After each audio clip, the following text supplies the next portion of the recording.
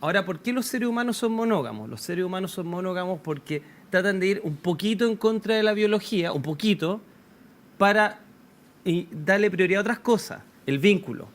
Tal como formamos vínculos fuertes con hijos, padres, amigos, tratamos de establecer vínculos también en temas de una relación.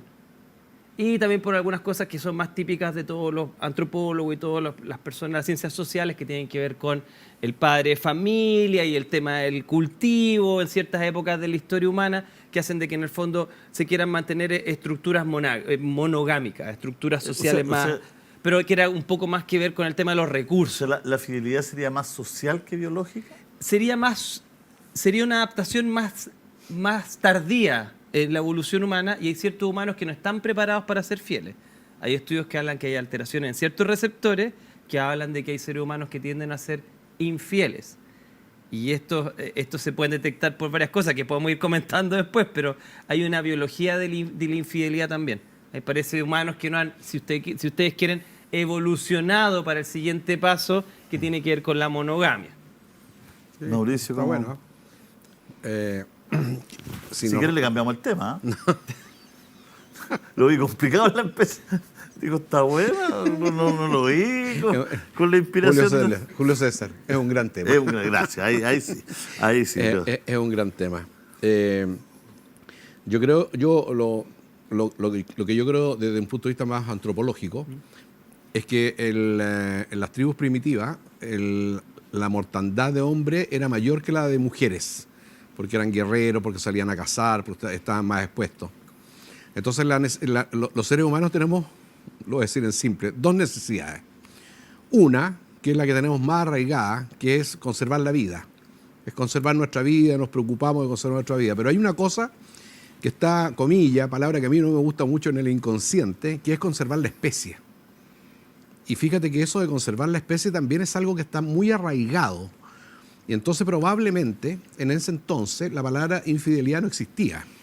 Ni la palabra promiscuidad tampoco existía. Lo que existía era una necesidad de reproducirse a ritmos mayores para conservar la especie de la cantidad de gente que se moría. Y para eso, si había menos hombres, necesitaba tener relaciones sexuales o reproducirse con mayor cantidad de mujeres. Segunda reflexión. Yo creo que esto de la infidelidad es una cuestión cultural, pero que en la especie humana en general es uno de los conceptos más machistas. Si existe el machismo en el sentido de lo originario de lo que estamos hablando, es justamente el tema de la infidelidad.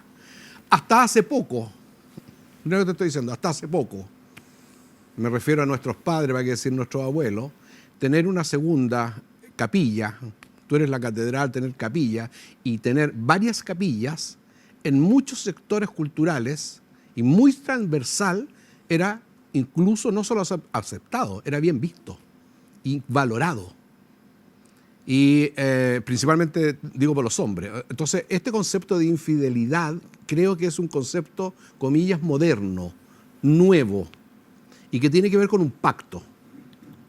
Porque la infidelidad no es que una vez al año nos vamos a ser infiel. No, tú no eres infiel si tú llegas al acuerdo de que una vez al año tú vas a tener relaciones sexuales con otra persona. No estamos refiriendo a eso, ¿no? Eso no es infidelidad. Porque hay un acuerdo. Porque hay un acuerdo. Si infidelidad es cuando yo traiciono el acuerdo. Entonces, finalmente, yo soy infiel cuando yo tengo un acuerdo, yo no respeto el acuerdo, no me respeto a mí mismo porque no respeté a lo que yo me comprometí, y también le faltó, comillas, el respeto, traiciono el acuerdo. Entonces, ahí podemos hablar ahí se da la infidelidad. Entonces, este es un tema, un gran tema, porque es un tema que atraviesa la historia de la humanidad desde distintos puntos de vista, y pienso que en los tiempos modernos hemos retrocedido en ese sentido. Creo que hoy día, en general, la infidelidad es de las 8 principales causas por las cuales las parejas se separan, que me parece también un tema interesante, es el principal, la infidelidad. Y con esto termino, porque Sergio tiene hartas cosas interesantes y Julio que decir, ¿no? La infidelidad, en algunos casos, desde mi punto de vista, que lo veo en mis terapias, es un síntoma. Mira lo que quiero decir. A veces la infidelidad en algunos casos es un síntoma y en otras veces es la causa. Entonces hay que hacer una distinción. No estoy justificando ni lo uno ni lo otro. Y me refiero cuando es un síntoma, es cuando, entre otros problemas de comunicación, de violencia, de maltrato, de mala relación, conllevan, tienen como consecuencia la búsqueda de un otro que me provea de aquello que, comillas, el macho o la hembra, porque hay infidelidad en ambos lados, no me está proveyendo y estoy mirando al lado, para decirlo en términos cotidianos. Entonces es síntoma. Y en otros casos es la causa. ¿Cuándo se da principalmente la causa? Desde mi punto de vista, en personas muy narcisas, en personas muy inmaduras emocionalmente, que permanentemente tienen que estar conquistando o teniendo otro tipo de relaciones para como reafirmar su, comilla, autovaloración.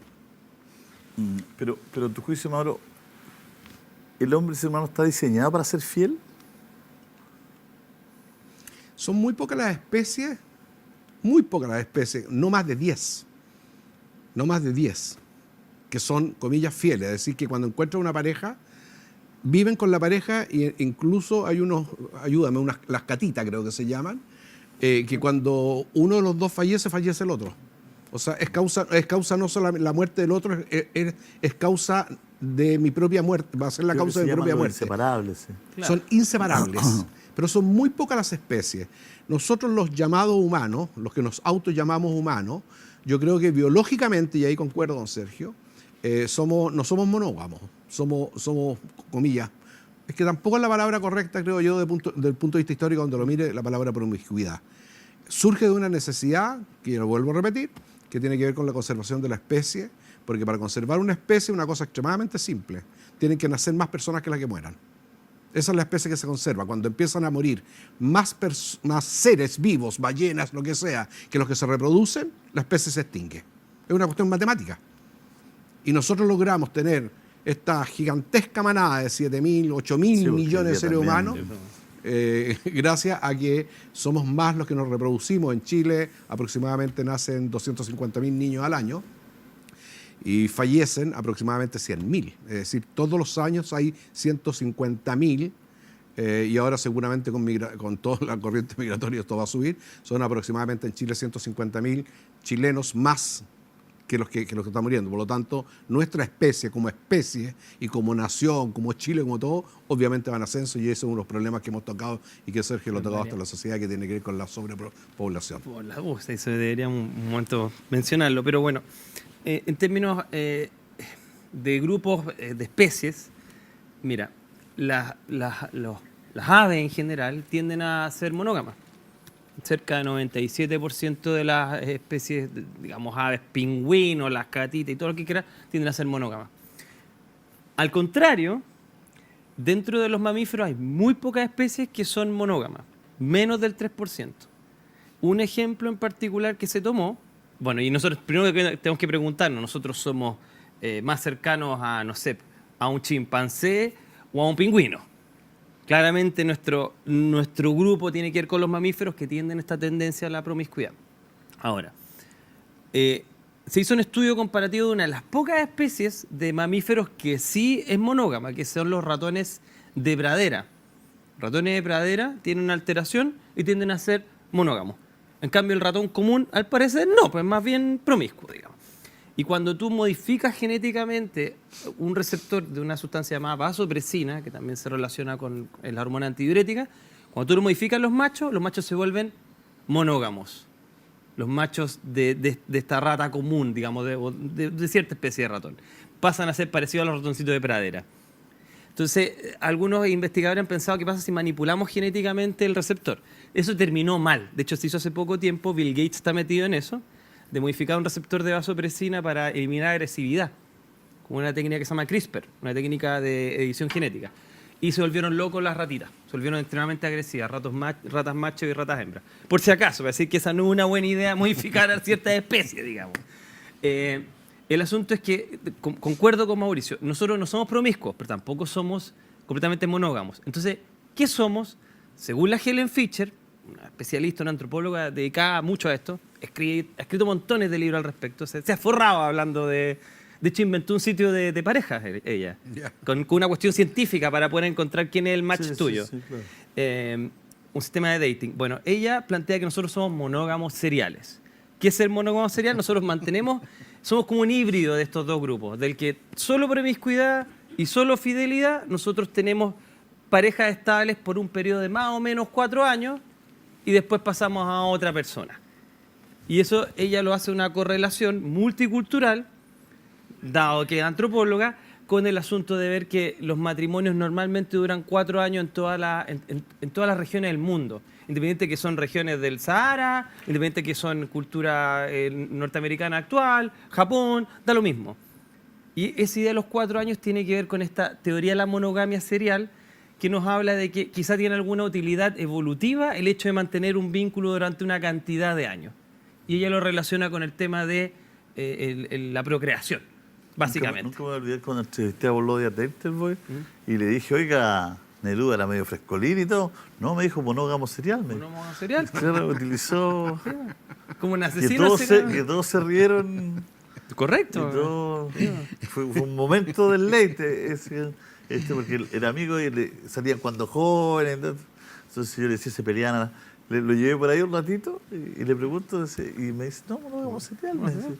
Claro. Desde un punto de vista complementario que estamos hablando, de mi experiencia como terapeuta, me ha tocado conocer cientos de casos.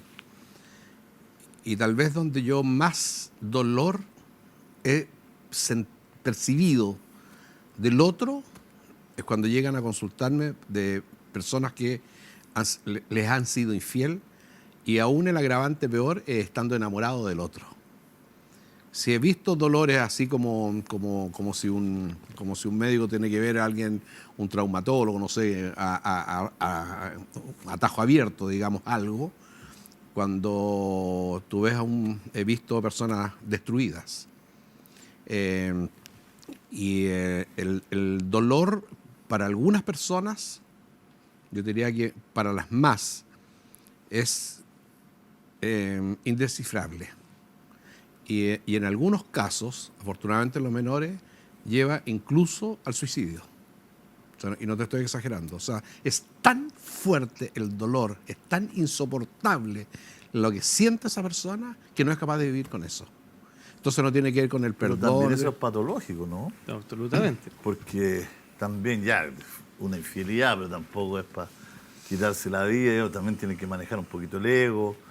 Todo lo que un tú poquito quieras. las circunstancias. Por eso van y por eso consultan, y esa es justamente la labor. ¿Y qué rol juega aquí, perdón? ¿Qué papel juega aquí ahora la tentación? ¿Qué papel juega aquí el...?